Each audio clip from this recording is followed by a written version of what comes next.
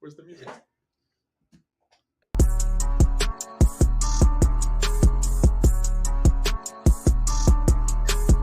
All right. Welcome to another episode of the Rey and Nev Show. How you doing, Nev? I'm good. Honestly, it feels like we took no time off. For real. Yeah, it looks like we did it. So truth be told, so we have some guests on the show. Yeah. And it's gonna get hot tonight. Yeah. It's gonna get hot tonight. Words were said, beef was started, and this is a real estate show.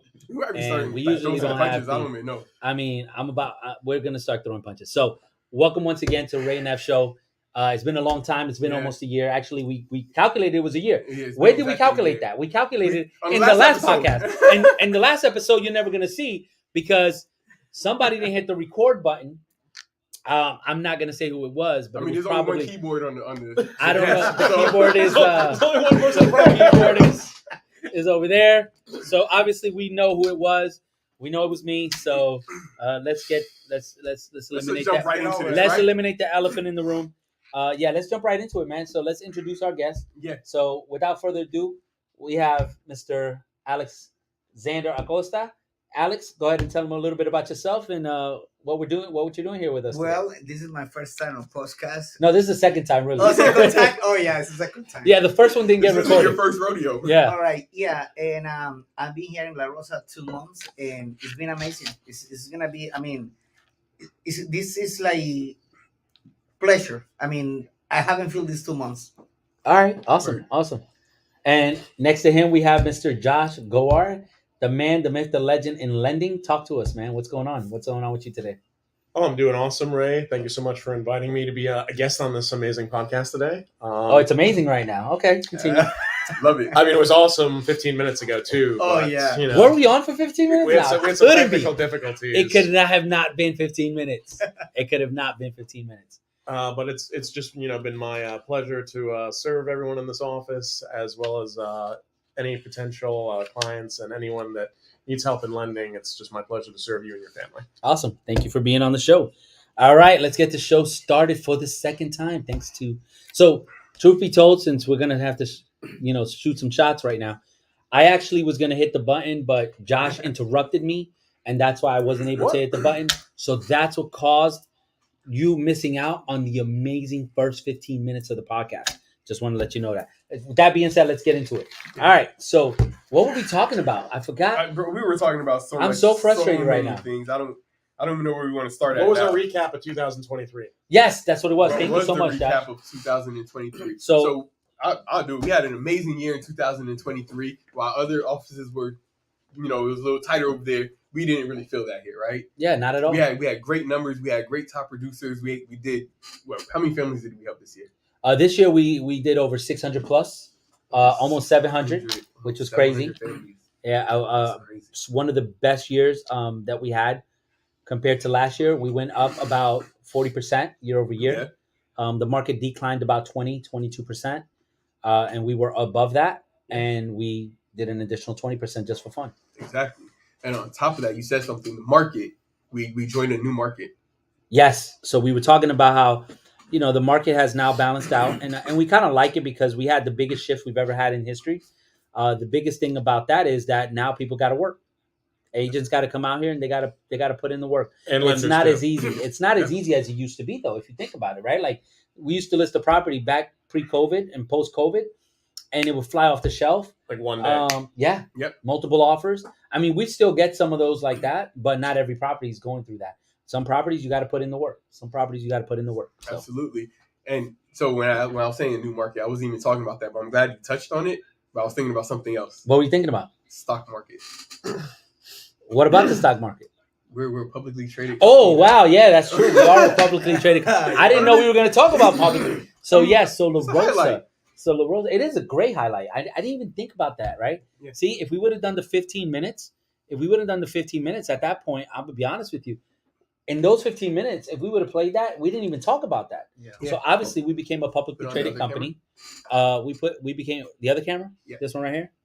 All right. So there we go. Which should be good. Hopefully, we don't have any technical difficulties. But yeah, so we became a publicly traded company this year, which I think is an amazing feat. We've been working on it for 2 years. The first and only so far publicly traded company in the state of Florida in real estate. Oh, wow. And we have other companies that will try to follow suit, obviously. But one thing I will say about us that gives us the edge over everyone else is not that we went public first, is that the principles and standards and goals that we have as a company are bar none some of the best, and our culture is bar none a culture that everybody tries to emulate and can't actually duplicate. So that being said, you're a lender. You've been to other offices. You can say something about this. I mean, you've been to some offices. I want you to be honest. Yeah, we're talking about other offices in terms of your network or outside, or just us? No, complete as a whole. Like, you've been to other real estate companies' offices, and you've been to ours. And based on that, what do you see that's different from our office compared to other offices? I mean, I would say the most noticeable thing right out the gates is that at most other offices I go to, there's almost no agents inside the offices. Yeah, that's typical. I mean, that's. I mean, there's offices that are completely virtual for a reason. I mean, they suck. But go ahead, continue. I mean, that's one aspect of it, is because also I see in your office that your whole office is almost like a unit. Like, yes, you have like people going here and going there, but your office is very much like a unit, very much like centralized, very like centralized communication between everyone. Oh yeah, very, very family like. Awesome. Exactly. All right, you put the gun down now. Yeah, don't shoot it. We did not force him to give that answer, but no, not at all. And he is not a paid actor, just so you know. Like there is in other. We don't pay well here. not for acting. Not for acting. We pay well for real estate, but not for acting. So,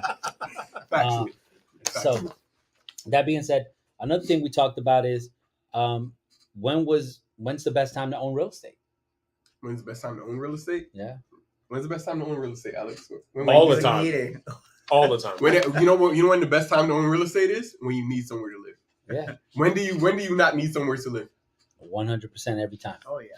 Every single day of your life, you need that. Yep. Because if not, you're living on the streets. There's two things That's you need. reality. You need a roof over your head and you need food. That's it. There you go. Absolutely. And hopefully you get to eat your food under your roof. So I agree. I agree 100%. that's a blessing. What But- about Go ahead. Josh? What about you? Well, I was going to say another thing we were talking about precast. There was a huge shift. That was the practice. That was the practice. That was the practice run. Okay. Well, something else we were talking about One month. in 2023, how that it was kind of it was a rough, maybe not for this office, but for a lot of other offices and lots of lenders out there, it was very rough because rates went up dramatically so much last year compared to during COVID and even somewhat post COVID. Do you remember how many shifts did we have? Like, we had a couple. How many increases? 4, I think. 4, or I think it was more like 5 or 6. It was something like it was 4 or 5. Yeah, like it was that. high. I mean, and it was going up a quarter point. It was going up almost a half a Sometimes point, 50 basis points. Yeah, which is horrible. I mean, a lot of people don't understand. Can you touch on that? Like, what well, is to kind of reframe what you're talking about is the interest rates. correct interest rates? Yeah, touch on that. Like, what does that do for a lender when it goes up 50 basis points? I mean, when it goes up like that, I mean, it's also like a much deeper than that, because then it's the whole bond market, and the whole bond market is going to impact lenders, and then how lenders are purchasing rates basically. But when it shifts so much like that, I mean, it's causing the entire market to just go because like it's just like buying anything. It's like except you're buying huge quantities. It's like wholesale. So like you're used to buying something for like $1, and now it goes up $1.50. Maybe like at first you'll be like, oh, it's not that bad, and then all of a sudden, all over time, it's like the tomato is now like, it shifts in wholesale by 30%, but now on the retail side it goes up. Who does it go to? Exponentially. Where does that? Who takes the biggest hit there? Consumer. The consumer. And the same thing would happen in lending as well, right? So absolutely. Like, and a lot of it has to do with, when that rate goes up, right? And when lenders borrow, they borrow money from the reserve from the money market accounts. And what happens is when that money goes up, right? There's that kind of like that margin of profit and the lender doesn't want to lose that margin.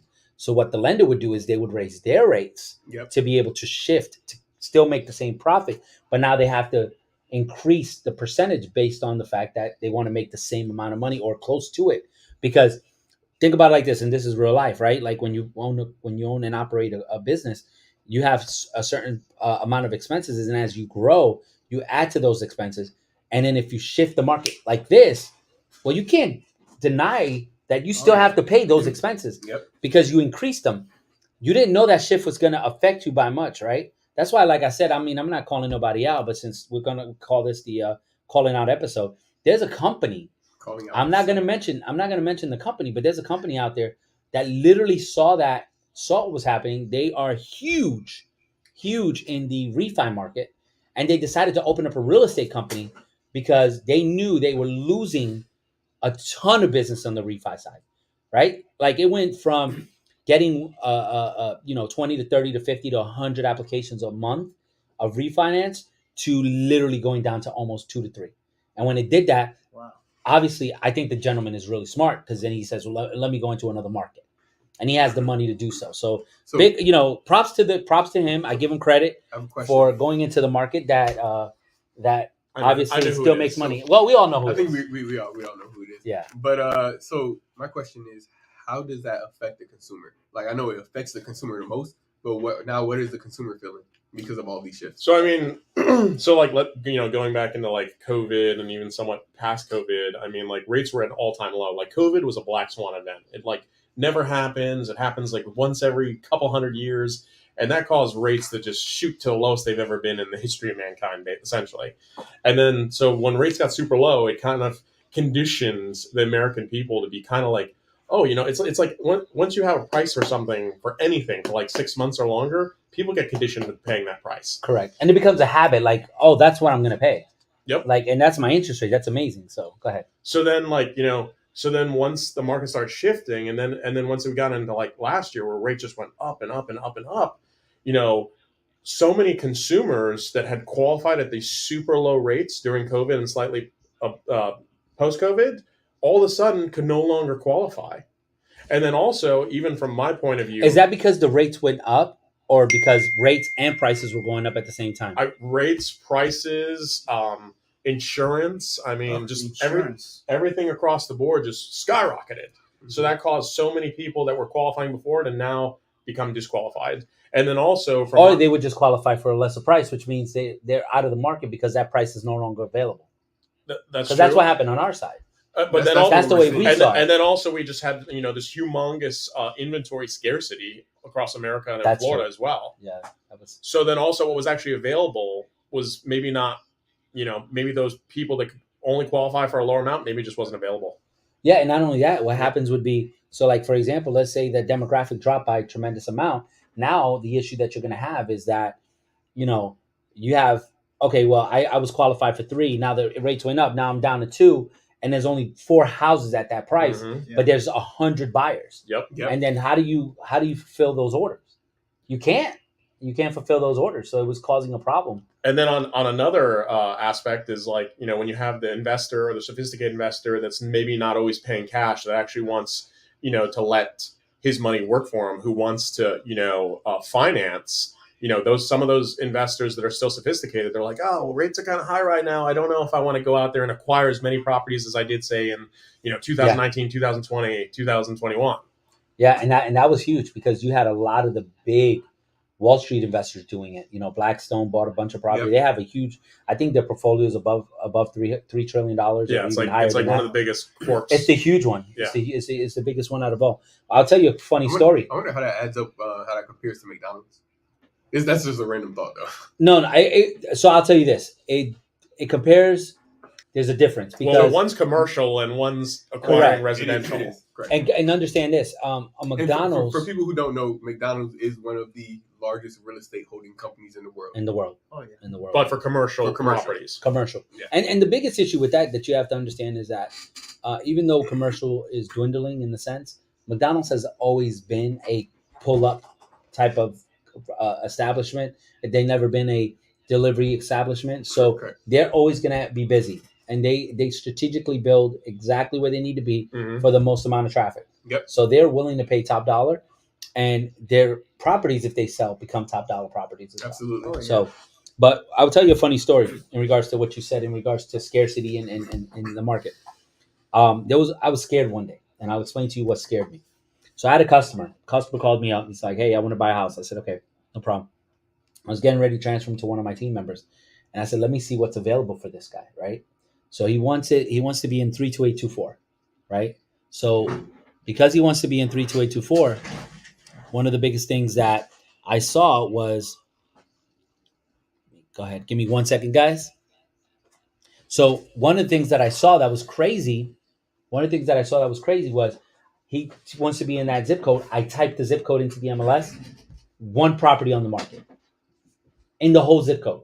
What was that? 32824. This was in 2020. Oh, that's like Meadow Woods area. Yeah. And I was like, holy smoke, this is crazy. This is huge. So when I looked at inventory at that point, our whole inventory was below, I want to say, maybe 10,000 properties. What year was that? 2020. Right after COVID. I remember one time I went to an open house in Winter Springs in 2020. 60 people. And like there was literally like I got there like right at like 10 a.m. There was like 50 people in there. Like Wow. they said they had like 12 offers as soon as it hit the market. Yeah. No, it's crazy. We would stand in lines just to show a house. Yep. I would tell my buyers, hey, if you want to see a house, we have to be there at 8 a.m. Yeah. I'm trying to be the first person in line to show this house. And I would tell them, I'll be like, look, why don't we do this? Let's write up the offer. You like the photos, let's write up the offer. Yeah. And let's go view it. Because the thing is, if you like it, we'll send the offer. Because I'm telling you right now, we're already going to compete. I'm telling you, we got to fight. We got to fight for it. Yeah, and you know what created that? Well, the frenzy. Scarcity, low interest rates, Mhm. and people spending so much time in their homes that they realize, I don't like where I live. Mhm. I need to change. That's Right. right. Yeah, no, point. and It's a not valid only point. that, you got people that were like up north, like New York City. You got people in Chicago. Yeah. They were like, bro, this COVID thing is serious. I'm living too close to my neighbor. Mhm. Like his door's right next to mine. It could seep over to me. I'm moving. So And they were getting. I mean, if you sell your apartment in New York for $1 million, Oh yeah. Oh, You're gonna yeah, get you an gotta amazing mansion house here. here. Oh yeah. Yeah. at that time, 350 was a good price. that was a great house. Also in Florida compared to New York, taxes are so Taxes much so much less. Yeah. So a lot of my clients, I'm to be honest, in that time I sold 0 homes to an investor, right? But I did cash deals. And all of them were people who had a house in a different state like Chicago, New York, or California, and sold their house for $700,000, $800,000, $900,000 and came down here with $500,000 to buy it cash. Yep. Wow. And it was just the equity that they gained over the years. These were the buyers that first time home buyers were competing with and just couldn't match those. And people were buying them like over where they were having the same scarcity that we were having here. Yeah. So people were Well, still let me buying ask- at the higher let me price. ask you, Ray, one question. You're more on this business for a long time.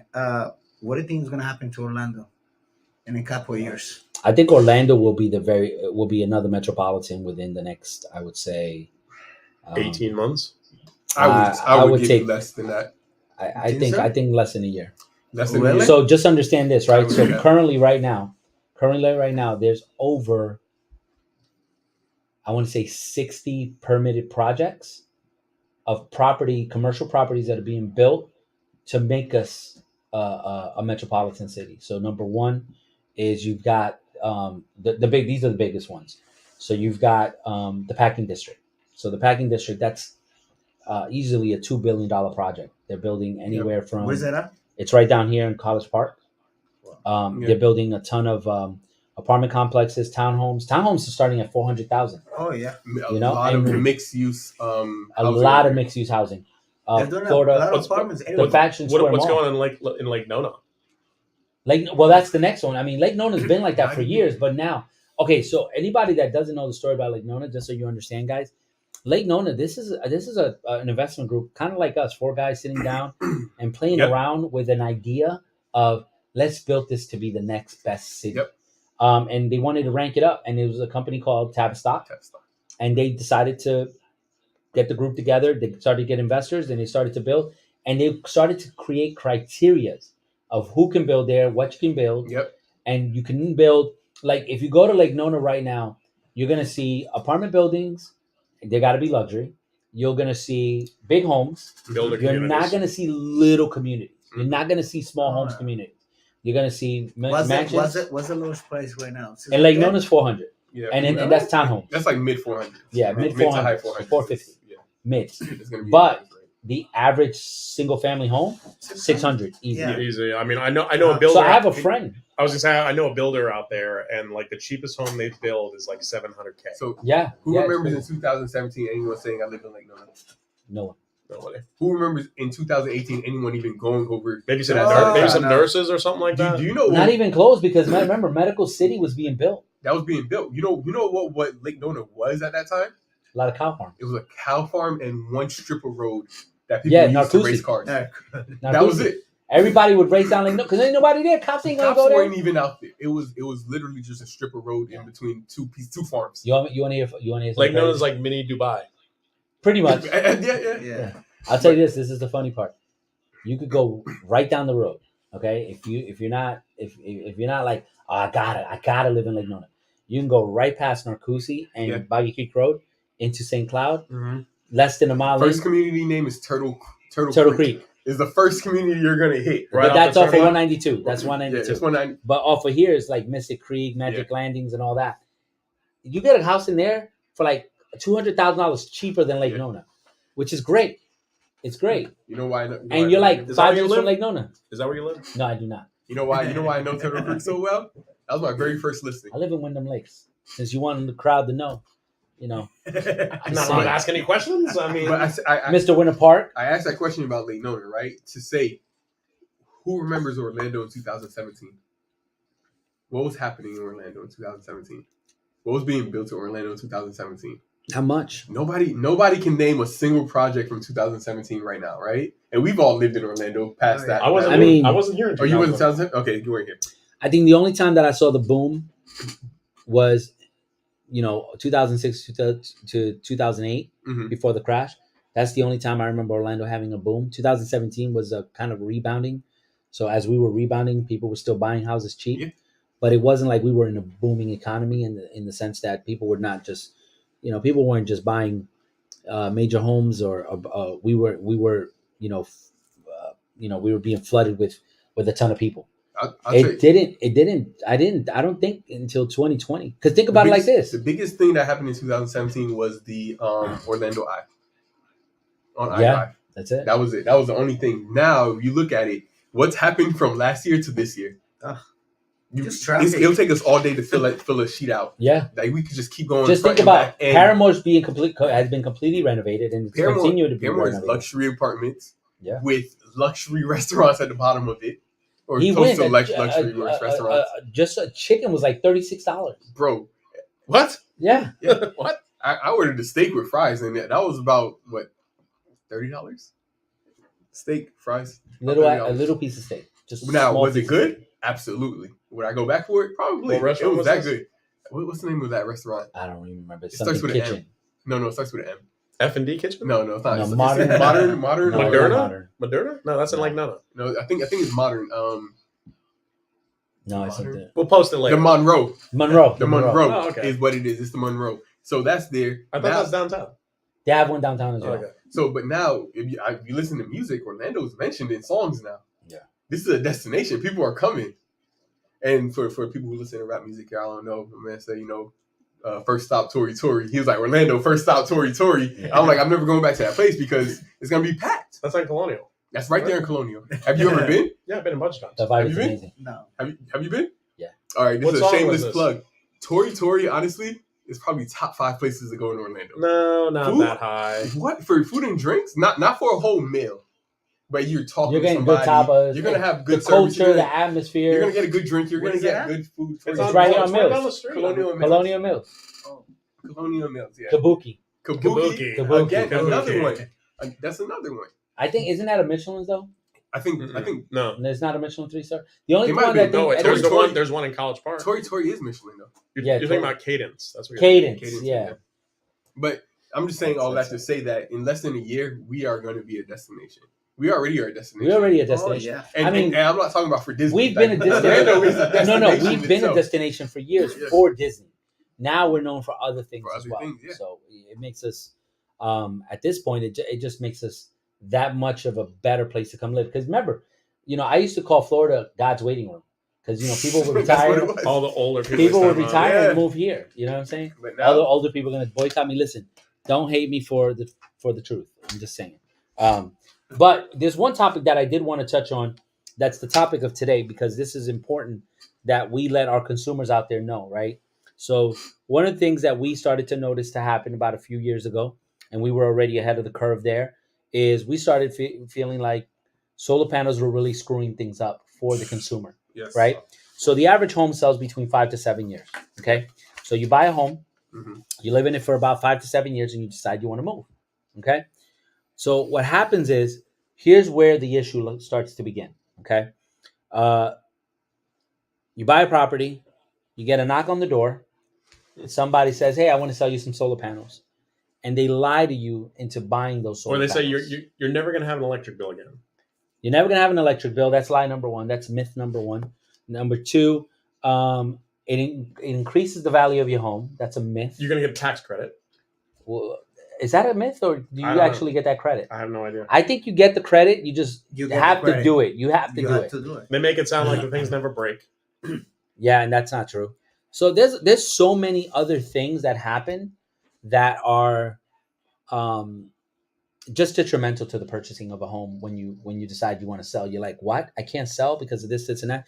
And we're going to be talking about other real estate companies that we actually can mention that that have done bad things, but that's going to be and so many subject. loan complications and financing complications. Absolutely, 100%. Especially even if it was a home where maybe they didn't get everything tied up with the solar panel company before they moved, and then you have someone, the previous owner, owned the solar panels, and well, I'll give you another issue with that.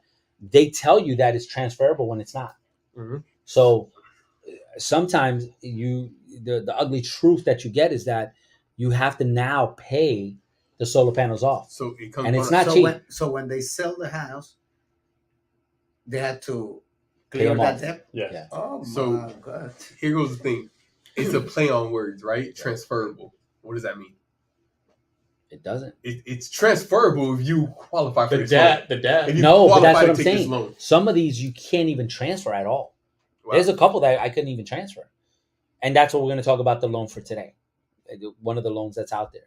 I mean, it's not a lender loan. So understand that, This isn't the guy to be mad this at. isn't the Yeah. guy that's going to be. He's not doing it. He's not I doing appreciate it. that. Okay. I know. Yeah. I'm not on this panel today because He was- I'm the one starting the trouble. He now. was scared. He was scared that because we're going to have him on the show and we're going to talk about this, that you guys would think that he would be one of the guys. Hey, Josh, you He want to be is- on a podcast he today? is not- We're talking about a loan program that's screwing over half of Florida. Yes, exactly. So we're going to talk about that. And Neville's going to go ahead and read some of the key points on that. We got this from the Tampa Times, by the way. But what I will say is, let's go over those myths, right? So myth number one is obviously it'll give you No electric bill. no electric bill. So number one, electric bill. No, the way it works is based on the wattage that you get. Okay, if you get the right amount of wattage, which is usually lesser than what they sell you, and you get a battery cell, yes, the electric bill can be a reality. But 90% of solar sales do not have a battery backup. So that's problem number one. Myth number two, it increases your value. Okay. The only time an appraiser accounts for the solar panels is if you pay off the solar panels. So the solar panels need to be paid off before he can account for them as part of the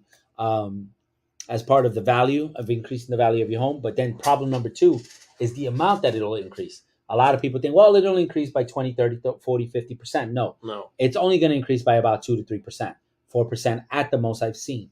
So once again, that myth is a horrible myth and it affects the livelihood of our consumer. So if you're a consumer out there and you're thinking about getting solar panels, reach out to one of us. You've got Alex, you've got Neville, you've got myself.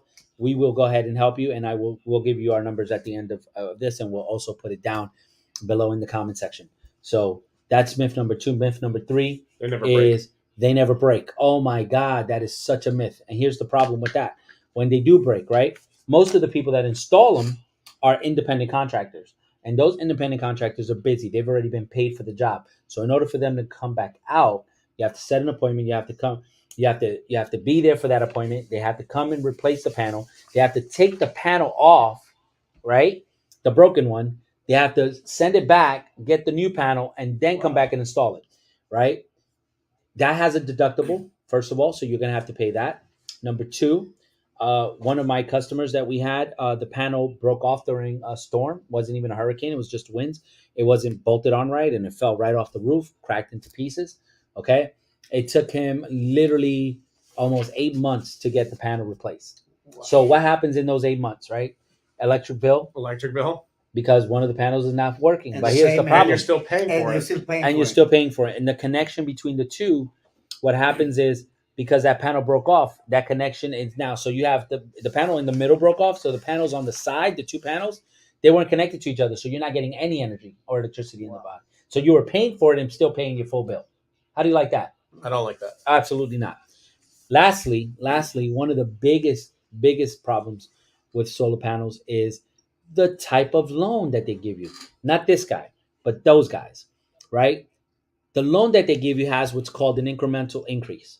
Every single year, it's going to increment and it's going to increase, right? To the tune of, if you started at $100, it can go to the tune of $500 all the way to $1,000 a month. Okay, by the time you finish paying them off. The property, the panel price might have been $30,000. By the time you're done paying, you're at $40,000 to $50,000 to $60,000, or worse yet, like one of my customers had, $80,000. Okay, so I don't know where in this conversation that we're having is panels beneficial to you. Okay, on the average, like I said earlier, 7 years is when the typical customer sells their home for whatever reason and buys a new home. That's the average. That's the national average.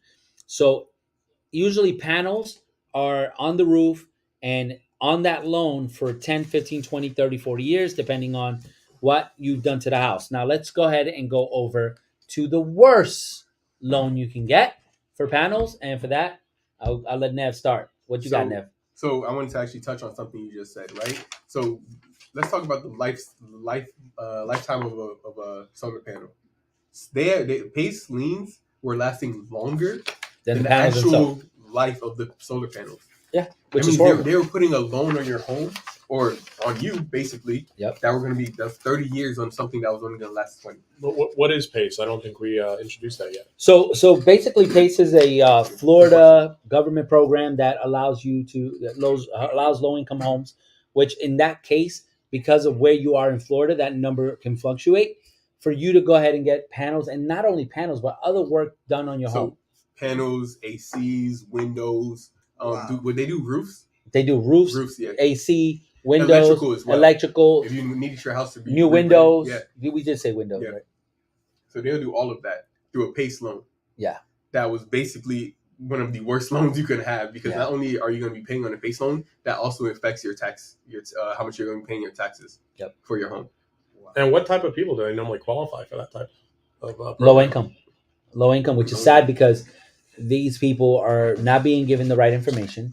They're not listening to their realtors. If they have a realtor, I recommend that you always, anytime you're going to do any improvements to your home, if it's an improvement that you feel you want to get equity from that improvement, right? Because if you're going to build a pool for yourself, that's for yourself, right? You just want a pool. Yeah. But if you were like, well, I'm going to do the kitchen, because I'm going to sell the house in a year. What kind of value does it add to my home? Go ask your local realtor. Your local realtor is going to help you with that. Because every realtor you speak to that actually has experience within this industry, when you ask them how much value are my $50,000 solar panels going to add to my home, they're always going to ask you a question. They're going to ask you one question. Are they paid off, or are you paying a lease on it? And then that's gonna change the answer. And then they're gonna break your heart. They're gonna break your heart because even when they're paid off, they're still gonna tell you they're less than what you owe on them. So the average I've seen is maybe on a good day a $20,000 increase. Yeah, and that's if it runs the entire house. And just remember, that's literally between 3 to 4 to 5% at the most. Yeah. Of the value of the home, because the average home is $400,000. So think about that. It's crazy. Wow. 2 to 3%. $20,000 increase. That's a new kitchen. I'll give you one. I'll give you one crazy. So turn on it. So one of the houses that we did, I think we did this one last year, Winter Haven, 80,000. Yep. The panels were What? 80 grand. 80 grand. How much the house? Oh, that's the house was about 4 something. It sold for 435. But this is here. You ready for the kicker? We ended up selling the house, and we negotiated for the seller. For the buyer to take over the panels, and they agreed. Yeah. That's because our negotiating skills. Oh, But think about it like this: most people don't care. Most agents out there that are not really doing this business to help the community, they're gonna go ahead and just let you be like, "Hey, you got to pay those panels." So on the buy side, anytime I see solar panels, I always call the listing agent, ask them, "Hey, is the seller going to pay for it?" And I always know how much the agent cares about the client when they say, "Yeah, the seller's paying for the panels at closing." Not realizing that they're about to lose 20, 30, 40. Yeah. Literally, these panels stole this money. Only time I can't use the word stole because I don't want. I'm not. Yeah, that's a strong word to use. Yeah, Still, it's crazy. but it's legal legal theft. It's legal It theft. drained their equity. It's legal theft. I've had sellers opt to pay for the solar panels. Yeah. And straight up, he said, "I put in these solar panels for one purpose only, and it served a purpose, and I've saved way more than what I paid for it." And in this time, I was like, "What?" I couldn't even believe it. So I'm like, "How much did you pay for these solar panels?" He said $20,000. I said, "There's a battery pack on the side of your house that keeps your house running when all the power goes out, and you only paid 20 grand." He said, "Yeah." Who gave you this loan? Tesla. So I said they came and knocked on your door. Not that for we're this. plugging Tesla. Not that we're It's not a sponsoring Tesla, Tesla. but This is not. I do not even support electric cars. But I will say, he said he went and bought a Tesla, and they said, "How are you going to charge?" He bought a Tesla. But he said he bought a Tesla car. He bought a Tesla car. Tesla car. And they asked him, "How are you going to charge this car?" And he said, "Oh, just my house." And then they asked him about his electrical bill, and they said, "Why don't you just get these solar panels? You're going to be paying about $200 less in your electrical bill if you just paid the cost of his solar panels." And he was like, "No, it's way too much." And then they showed him the price for it. It was $20,000. That's with installation. Yeah. And that's the right way to buy panels. I mean, that's the right way to buy panels. At the end of the day, you're paying $20,000 for $20,000 worth of panels. Yep. In most cases, you're paying $50,000, $60,000, $70,000 for $20,000 worth of panels. Yep. And Tesla is also a reputable company. Everyone knows them. Yep. I'm sure if something breaks, that process was so smooth. Smooth process. Dealing with them was streamlined. There was never a reason to call them. You send an email and it came right back to you. Yeah. Exactly. So then I bet if something breaks, you could probably reach out to them because it's one-stop shop. 99% of other solar panel companies are all these, like you said, these independent third parties. They come in, they install it, and then when something breaks, you can't get a hold of anyone. No, I've had customers that they literally the panels got installed and never received a call, or like they don't even have a phone number to call. Like if we have an issue with the panel, hey, I'm like, hey, who do we call? Because we have to get a payoff on your panels to see if we're going to pay for this or if we can get we could transfer it to the buyer. They're like, they never gave me a number. They never gave me anything. So this guy, after we closed, maybe a month later, I just reached out to him and he said, "Hey, can you let the current owners know that Tesla just notified me that their power is not on? They've been running it just strictly off of the solar panels and battery pack, and you can't do that. Like you're not supposed to be able to do that." Yeah. And I'm like, "Is that going to mess it up?" He said, "No, it's just that it's going to go to zero tonight. His battery pack is going to go to 0% tonight." Because he's not getting any juice. Yeah, so he's like, at nighttime, if it was raining that whole day and it went nighttime, you got nothing that day. You got nothing that day. So he's like, I just got a notification. He's like, "Can you just let him know that?" And it looks like it happened a few times. I'm like, "Why haven't they did it?" I called the agent and he said that they haven't even moved into the house yet. Okay. That's why. So he's like, they never transferred the power. Gotcha. So outside of the glory of Tesla, I mean, what is another huge problem with the PACE program? The PACE program is a program that allows the customer to borrow more than they need.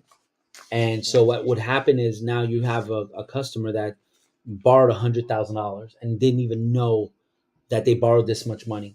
Well, they knew they did, but they didn't know what the implication would be once they sold the home. Because they're told that you can rent it. They're told that you can transfer it. They're told that you don't have to worry about the debt. And it's all not true because you do have to worry about the debt. You are renting the panels because they are leased in most cases through the PACE program. So guess what happens to a lease? What is the first thing that happens to a lease when the lease is up? You have to decide to do what? Move out or stay. No, you have to decide to buy it or give it back. buy it or give it back. What happens? What do we know about technology nowadays? Anything you bought last year is old technology. Yeah. Exactly. So imagine 10 years down the road. Let's say you kept your house. 10 years down the road, you think the solar panels are going to be more advanced or less advanced? Way more advanced. Way more advanced. So now you have to make a decision. You just paid $80,000. And now you have to give them a lump sum for the remainder of whatever that remainder is. And you're like, should I keep these panels or should I order new panels? And then you say, no, you know what? I'm not going to keep the panels. I'm just going to tell them to come pick them up. So 10 years pass by, and you paid $80,000 in. You're not going to pay past the lease. They have to come get the panels. Guess what they're going to do to your roof? Oh yeah. Oh, you don't want the panels. Big holes in your roof. Now you got to get your roof replaced. Now, on average, because we have a roofing company, what do you think a 3,000 square foot house, what do you think the roof quote is on that? If you have to do the whole roof. It's over 100 grand. Oh yeah. Not that bad. 80? Close. Like 28. It's to about 30 grand. 28 to 30 Oh, grand. yeah. 28 to 30 grand. If you want a So metal roof, hold on. 100 grand. Hold on. You got 80. You just spent 80 and now you got to spend 30 because you told the solar panel, no, I don't want your product anymore. I don't understand why people do this. I don't understand what they see. I don't. I just don't. I think I have an answer for that, right? Please, What is- tell us. please let us know. So PACE loan. It's a PACE loan, right? Read that for me. The highlighted part. Either one of you. The Consumer Financial Protection Bureau, otherwise known as CFPB, has suggested it wants to find a way to hold pace to similar truth in lending standards as banks and mortgage providers, likely by making providers legally liable for violating those standards. Sounds like a great idea. So right now they're not being held to these standards. So when First they of all, go to give so these what you're loans, saying is they have no regulation. there's no regulation on these loans, so they can say anything. They can give you anything to sign right now. Oh, by the way, just so you guys know, these people that are selling these products, 20, 30, 40% commission on the Wow. purchase. Yep. And also, just reiterating what I just read from Neville's highlight is, for everyone that doesn't know, that the truth in lending standard, which is also backed by national law, says that like anyone that's going to get any kind of like real estate and get a loan for that, everything has to be disclosed. Everything is disclosed. The fees, the cost of everything down to even like a recording fee or a stamp fee. Everything is disclosed to the customer. So, and that's a huge part of truth in lending. So what PACE is doing, there's no regulation. They can not tell you anything, and then just basically lie to you. Yeah, and look at this. Look what it says. It says most Inside. consumer advocates And- support. Inside. Check this out. Most consumer advocates support the concept, but do question some industry practices. That's letting you know that they're doing things wrong, and lack state regulations and oversight. Oversight? No, zero oversight. Zero oversight. That means no one's overviewing what these people are doing. So, I'll give you the perfect example. Somebody went to visit my cousin in Miami, and they tried to sell him on the fact that he was like, you want solar panels? And obviously he's spoken to me. And he's like, no, I don't want solar panels. But then they try to get in. They're like, hey, how old's your AC?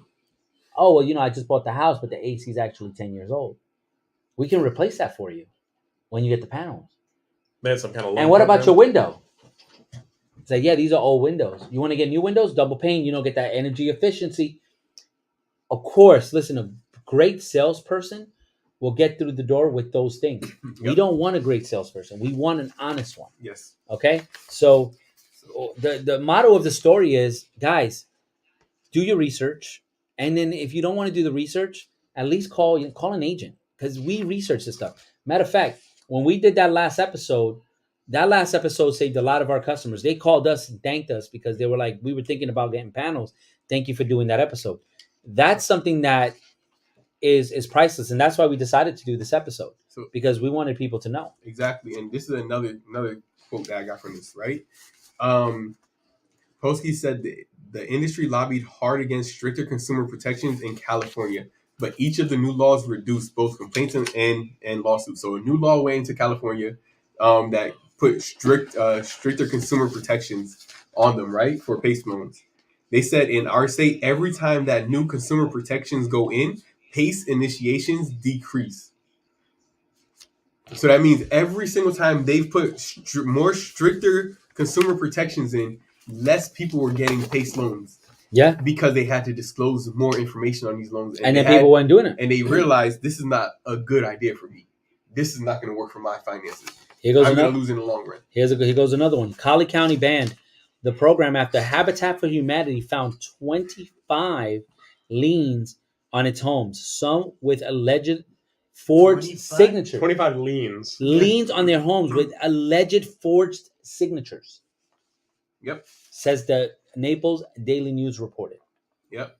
That's crazy. Wow. So that's another thing. Now, last topic I want to touch on, guys, and I want to get your take on this.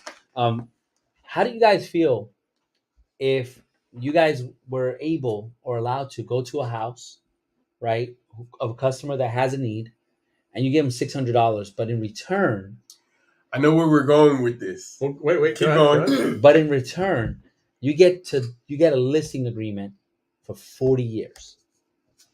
Did you get what he said?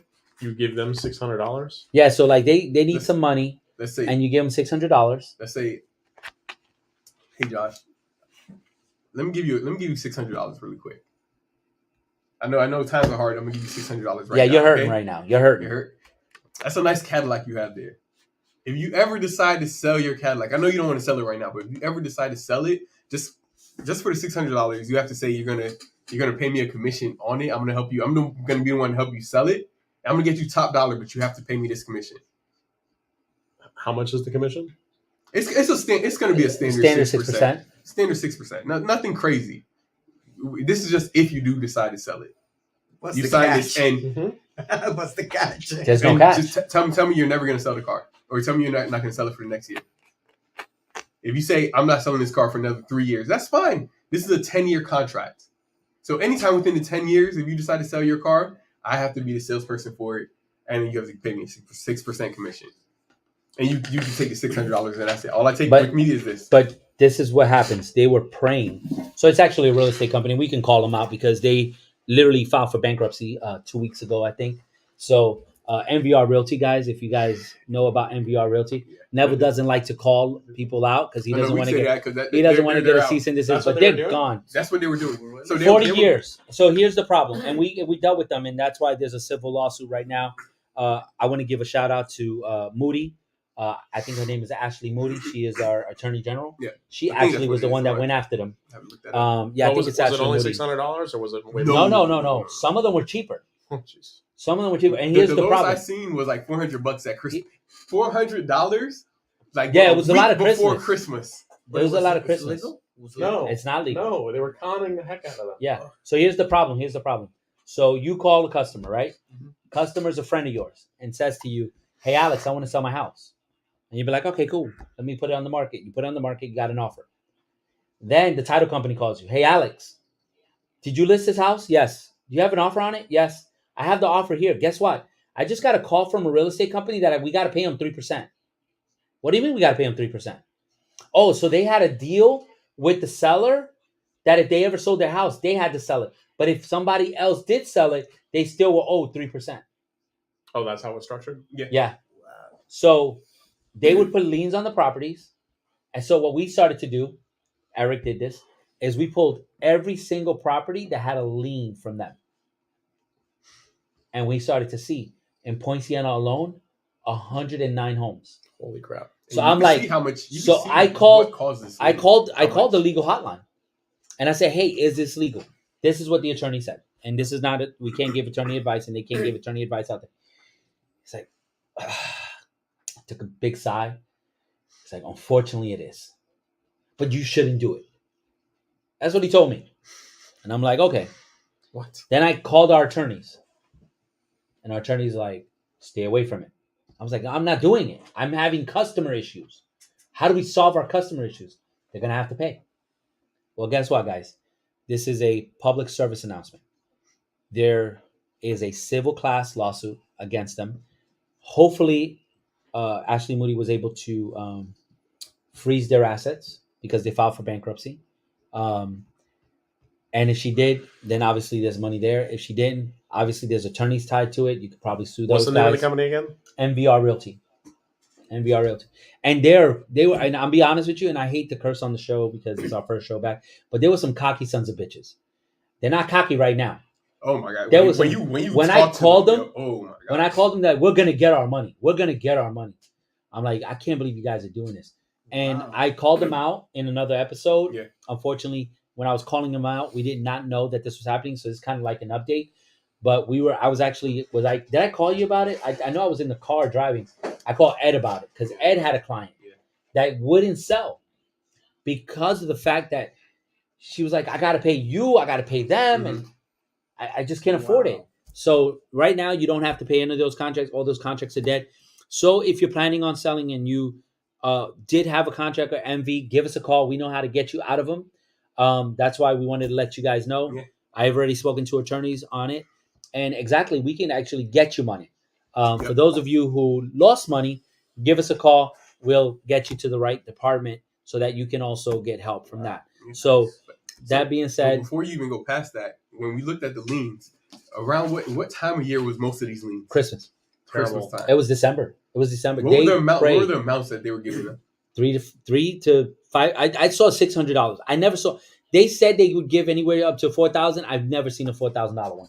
I've only the $650 was the highest I saw, and that was Kenya's $650. The one that Ed got, $300. Wow.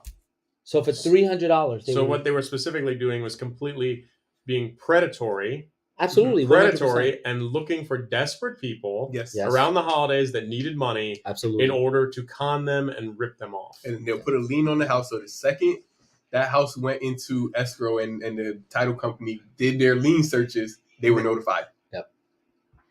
Wow. That's the crazy part. Yeah. That's And that's why we call them assholes. Yep. And they shouldn't be in our industry. Unfortunately, that's the biggest thing that we think about. Like, they should not be in our industry. And I'm glad they're out. I'm glad that we have an attorney general here in Florida who actually attacked them, because they weren't just in Florida. They were in multiple states. We only found 109 in Point Siena. Mm-hmm. It's crazy. There was way more than that. And you know how they knew that these people were in issues and they knew they were going to sell? Is they already were in Las Pendas. These people weren't even paying their It mortgage. was something worse. It started to move to Zephyr Hills. Yeah, Because we had it in Zephyr Hills as well. that's right. I was just speaking about that client today. That's what reminded me about it. It's just And that was sad. a different company. That's not MVR Realty. That's a single guy that did that in Zephyr Hills. Yeah, well, he tried to. What happened was same thing as me. He probably called. I called for the right reasons. I wanted to figure out how to get out of him for our clients. Yeah. But he probably called because he probably figured it out and said, "Hey, I could do this too. If they could do it and they say it's legal, I'll do it." Yeah. Well, then you know what? It's not as legal as we think, or it's predatory. So, and you really don't want to do that with your career. I think that's super. Super, I would say, very, very low integrity, very dishonest, and your heart's not in the right place. If the goal is to help someone, the goal is not to steal from that person, and that's technically what you're doing, because if you're forcing him to pay you, I remember I was watching the news report on it, and the lady was like, she was like, I felt like I was being held hostage from my home, like I couldn't sell my home. Well, she pretty much was being held hostage. You know what I like, Ray, when we got this listing, when you told the lady, what happened if I don't want to sell your house with you anymore? You said, you see that zero cancellation. Yeah, we don't charge. If I don't sell your house, I don't want to make no money. If you're not happy, we don't make no money. Yeah. There's one tagline I live by. I only work with people that want to work with me. Yep. Oh yeah. Absolutely. That's it. Absolutely. I think that's important. I think that when you align with your customer on the goal is achieved. Yep. The goal is achieved because everybody's Absolutely. in line. Unlike when you feel like that person's just not listening to you, then you have to cut them loose. Same thing with you as a customer. If you're a consumer and you feel like you're not aligning with your realtor, you need to cut them loose. Absolutely. And go find a realtor that you align with, even if that realtor is me. Because I'm the first to say it. I'm laughing because I've only had to do that to one person. As far as being an agent, I was like, this client, we don't. Every conversation just felt like we were bumping heads. And I just didn't understand why. And I asked another agent to help them. And this client calls me like a week later and is like, why aren't you showing me houses? I was like, no, I have this person helping you. No, I want you to show me houses. I'm like, and I told him, I said, every time we talk on the phone, it feels like we're arguing. And he's like, no, that's just how I talk. That's crazy. And he's like, but I like the fact that you talk back, like we have a conversation about it. And I'm like, bro, you're stressing me out. We ended up closing it. Yo, I'm gonna be honest with you. That's my relationship with this man right that guy. That's Really? Okay, yeah. Yeah, let's not bring up Fazoli's. I'm just saying. Oh man. No, let's not do that. Don't do it. So, anyway, thank you so much for watching. We appreciate you. Congratulations to our guests for being on the show for the first time. We'll see you back on soon, right? Like, And I do not work for La Rosa Realty. Okay. no, you do No, not. he is Am I allowed not. to He's say not that? working with. Yeah, absolutely. Go ahead. Tell So, him. so by the way, I'm Josh Gowar, and I work with Groves Capital. There you go. And Yes. and Josh, give him your phone number, but we'll put it in the chat as well. If there's any way I can help you or your family, or you have any questions in regards to any type of lending or any type of real estate, anything I can do to assist you and your family, that's what I'm here for. My cell phone number is 954-547-2076. Please don't hesitate to reach out to me. Awesome. Thank you. Josh. Yeah. And then Alex, you said you knew at the beginning, but I want to let you know, you're new to having a license, but you're not new to the real estate game. You own properties, you've bought and sold. You just had a closing. Congratulations on that. And you have a closing coming up, and then you have another closing, and you have 2 properties you have to list. So you're not new to the game. Go ahead and give them your information so that if they need to get a hold of you, how do they get a hold of you? Let me tell you something. If you need someone who can trust, give us a call. I'm telling you, this organization, I cannot be more happy to work. I mean, Rey, Novel, I just met this guy. I'm telling you, all these people are here to help. And every time I'm on the phone, it's just I feel every people and I reach out to every people. I don't sell you one house. I sell you 10. So it's all about family. It's all about living that, what do you call that? Generational wealth. Yes. Generation Wealth, that American dream. So, That American and dream. if you have any questions, my phone is going to be there. And anytime, we're just going to go for it. Yeah. Absolutely. I think you just said something. I think that should be our next episode. The American Dream. Legacy. Legacy. of the American The Dream. American Dream. We need You to wanna talk come about back for that one? next week. All right. So we might have Josh back on. I don't know. I got to debate that with the powers Yeah, that yeah, be. He's got to pray about it. So- He's going to have to We pray have, about we have to talk to our producers about We gotta talk to our that. Josh, they sent me some pay. We just got Oh man. a press release. No, just kidding. Oh, Just kidding. man. Just kidding. So, thank you so much. Yeah. Nev. Thank you for coming. Let's let them know. Are we gonna go? Are we back on? Are we back on? Are we telling them we're back on? Because we don't want to let our fans down. We have. Your nephew's probably upset with us. We're begging with the producers to really let us run this show the way we want to. We went public as a company, and now it's just we've blown up. Yeah, We have so many. We got a lot of work. I mean, loops we have to jump through just to get an episode out, right? and and then people not hitting the right buttons, all that happens. So unfortunately, the button pushers aren't pushing buttons. aren't pushing buttons. So I and mean, we need them to push buttons. We may not be able to get dinner at Fazoli's afterwards. Yeah. No, we may not. We may not. I will not be going to dinner at Fazoli's. So that being said, thank you so much for watching. Yes, We until next appreciate time. you. Till next time. Thanks so much. All right.